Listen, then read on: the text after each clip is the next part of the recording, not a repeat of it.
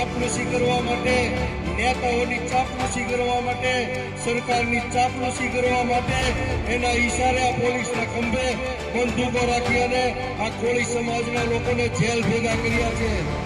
ત્યાં જે જવાબદાર અધિકારીઓ છે, જવાબદાર પોલીસ અધિકારીઓ છે, આઈજી હોય કે ડીએસપી હોય કે કોઈ પણ મોટો ચમરબંધી અધિકારી હોય, એને જે દહેશત એને દેખાડી હતી કે ભાઈ મારા જીવનું જોખમ છે, એની વાતની અવગણના કરી, આ વાતની અવગણના કરી છે એ તમામ અધિકારીઓ પર એક્શન લેવામાં આવે.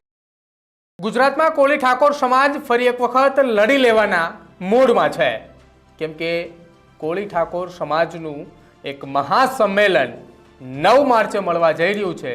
જો કે આ મહાસંમેલનની વચ્ચે કોળી સમાજના પ્રમુખ રાજુ સોલંકીનું ચોંકાવનારું નિવેદન એ સામે આવ્યું છે. નમસ્કાર, આપ જોઈ રહ્યા છો ન્યૂઝરૂમ ને આપની સાથે હું છું પ્રદીપ. ગુજરાતની અંદર 9 માર્ચના રોજ રાજકોટના ગ્રામ્ય વિસ્તારની અંદર જસદણ ખાતે એક કોળી ઠાકોર સમાજનું મહાસંમેલન મળવા જઈ રહ્યું છે અને આ સંમેલનમાં 1 લાખ કરતાં પણ વધુ લોકોની જનમેદની હશે. જો કે આ તમામની વચ્ચે રાજુ સોલંકી કે જેઓ ગુજરાત પ્રદેશના અધ્યક્ષ છે કોળી સમાજના, તેમને એક મીટિંગ દરમિયાન કોળી સમાજને લઈને સામે સરકારને જે ઘેરી અને જે નિવેદન આપ્યું છે તે ખાસ સાંભળવા જેવું છે. શું કહ્યું રાજુ સોલંકીએ એ પહેલા સાંભળો.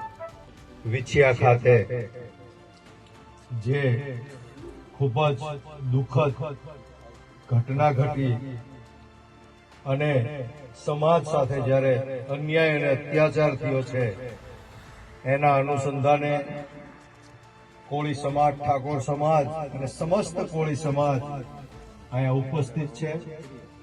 ત્યારે ખાસ કરીને આગામી તારીખ 9/3ના રોજ જે સમાજના હક અને અધિકાર માટે જે આપણે સંમેલનનું આયોજન કરવા જઈ રહ્યા છે, એના અનુસંધાને એક સંકલન બેઠકનું આપણે આજે જે આયોજન છે એમાં ખૂબ મોટી સંખ્યામાં સમાજના યુવાનો, વડીલો, આગેવાનો ઉપસ્થિત છે. ત્યારે સૌ પ્રથમ આપણે બંને હાથ ઊંચા કરી મુઠ્ઠી વાળી અને કોળી સમાજ માનદાતા ભગવાન અને વેલનાથ ભગવાનનો જય ઘોષ કરવાનો છે. ત્યારે બંને હાથ ઊંચા કરી જય કોળી સમાજ, જય કોળી સમાજ, જય જય કોળી સમાજ, જય વીર માનદાતા, જય જય વીર માનદાતા,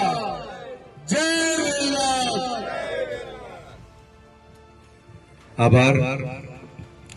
આજ રોજ આજની આ સંકલન બેઠકની અંદર મંચ પર બિરાજમાન ભાઈ શ્રી મુકેશભાઈ રાજપરા, અવસરભાઈ નાકિયા, ભોળાભાઈ ગોહિલ, રમેશભાઈ મેર, મનુભાઈ રાજપરા, જયેશભાઈ ઠાકોર, ગોપાલભાઈ, પરસોત્તમભાઈ રાઠોડ તેમજ મંચસ્થ મહાનુભાવો, સમાજના શ્રેષ્ઠીઓ, આગેવાનો અને સામે બેઠેલા સમાજના શુભચિંતકો કે ખરેખર જે લોકોને સમાજની ચિંતા છે, સમાજની પીડા છે, સમાજની વેદના છે, આવા તમામ લોકો જસદણ, વિછિયા અને આજુબાજુના ગામમાંથી આવેલા તમામ યુવાનો, આગેવાનો, વડીલો, મિત્રો, જે રીતે આ સરકારના શાસનમાં ગુજરાતની અંદર સમસ્ત કોળી સમાજની 38% જેટલી વસ્તી, સૌથી વધારે જે કોઈ સમાજ મોટો હોય એ કોળી સમાજ છે. મિત્રો, છતાં કોળી સમાજ સાથે હર હંમેશ અન્યાય અને અત્યાચાર થતો આવ્યો છે.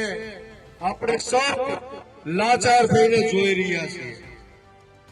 સમગ્ર ગુજરાતની અંદર એક મહિનો એવો બાકી નહીં હોય કે જ્યાં કોળી સમાજની બેન દીકરીઓ ઉપર, કોળી સમાજના યુવાનો ઉપર કોળી સમાજના ખેડૂતો ઉપર, કોળી સમાજના વેપારીઓ ઉપર અન્યાય અને અત્યાચાર થતો ન હોય.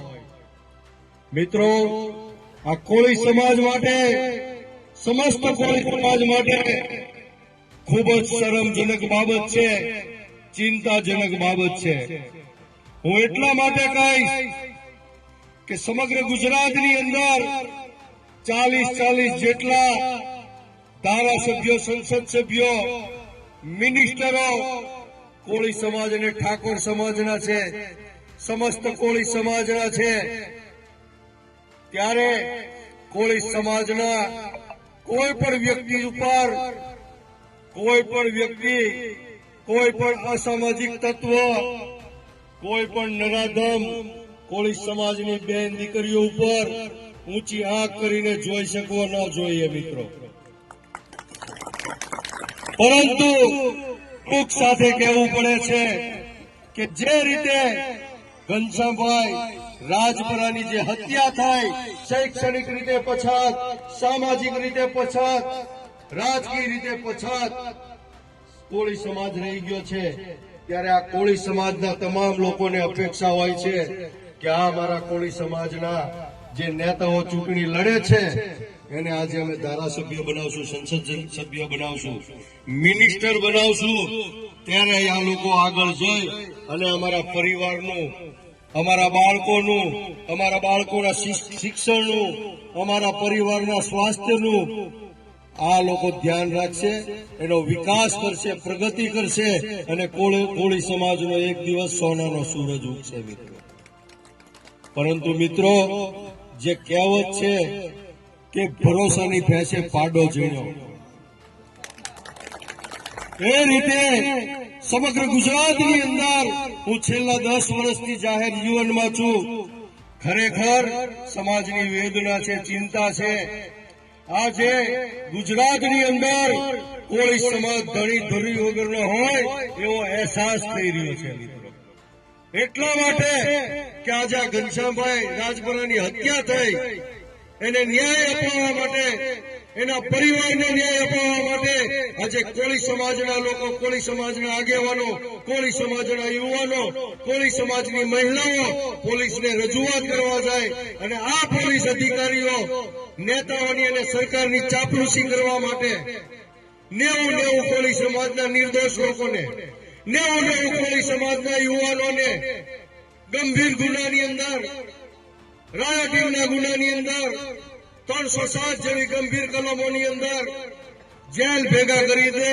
આ કોળી સમાજ ઉપર અન્યાય ને અત્યાચાર નથી તો શું છે? આ તાનાશાહી નથી તો શું છે? આ હિટલરશાહી નથી તો શું છે? આ લોકશાહી ક્યાં ગઈ? મિત્રો, 2.5 કરોડ કોળી સમાજના લોકોનો પણ જન્મસિદ્ધ અધિકાર છે.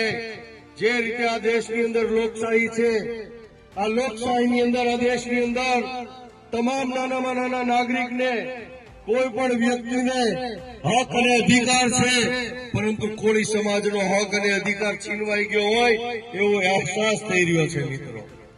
દેશ આઝાદ થયો ને 75 વર્ષ થઈ ગયા, પરંતુ આજે પણ મને એવું લાગે છે કે મારો કોળી સમાજ ગુલામીમાં જિંદગી જીવી રહ્યો છે મિત્રો.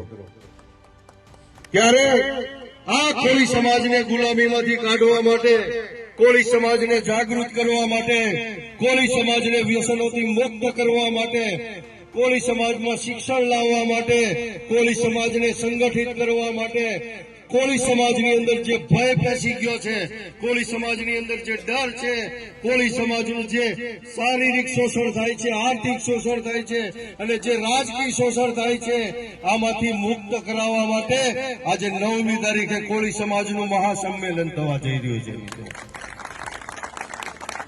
કોઈ એવું કહેતું હોય કે અમારા વિરોધમાં સંમેલન થાય છે તો અમારે કોઈનો વિરોધ કરવાની જરૂર નથી. સમાજને જાગૃત કરવાનો છે.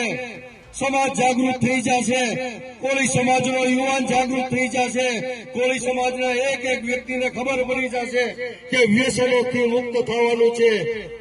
કોળી સમાજના એક વ્યક્તિને ખબર પડી જશે કે શિક્ષણમાં આગળ વધવાનું છે.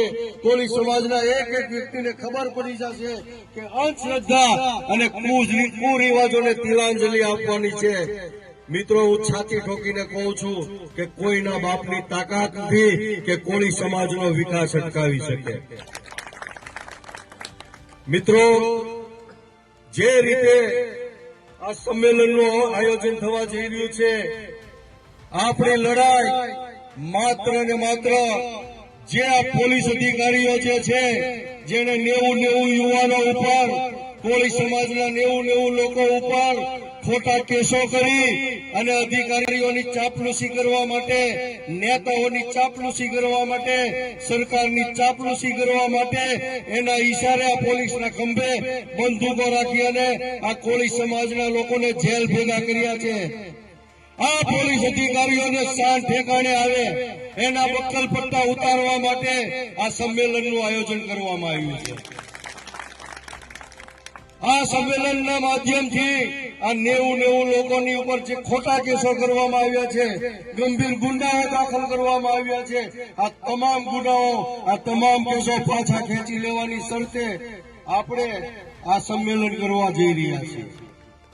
બીજા નંબરમાં, જે રીતે ઘનશ્યામભાઈ રાજપરાના પરિવાર સાથે અન્યાય થયો છે, અત્યાચાર થયો છે, ઘનશ્યામભાઈ રાજપરાની જે હત્યા થઈ છે, તો સરકારની પાસે એ પણ આપણે માંગણી કરવાની છે કે ઘનશ્યામભાઈ રાજપરા ના પરિવારને પૂરતો ન્યાય મળે, એને આર્થિક સહાય મળે.